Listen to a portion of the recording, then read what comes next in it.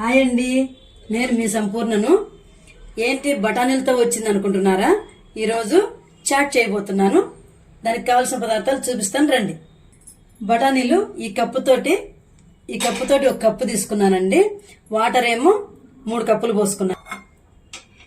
ఉల్లిపాయలు సన్నగా కట్ చేసుకున్నాను. బంగాళదుంపలు కట్ చేసుకున్నాను. చాట్ మసాలా, గరం మసాలా, కారము, అల్లం వెల్లుల్లి పేస్టు, టమోటా, కొత్తిమీర, ఉప్పు.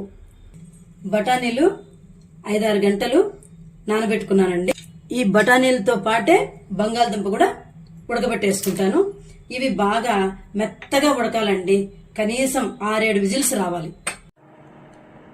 కొంచెము బాండీలో ఆయిల్ వేసుకొని కాగిన తర్వాత ఆవాలు, జీలకర్ర వేసుకున్నాను. అవి వేగిన తర్వాత కొంచెం ఉల్లిపాయలు వేసుకొని చక్కగా బ్రౌనిష్ వచ్చేటట్టు వేసుకోవాలి.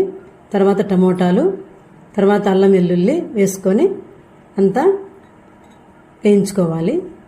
తర్వాత కాస్త పసుపు వేసుకోవాలి. తర్వాత చాట్ మసాలా, గరం మసాలా 2 వేసి వేయించుకుంటూ కాస్త కారము, ఉప్పు వేసుకొని చక్కగా వేయించుకోవాలి.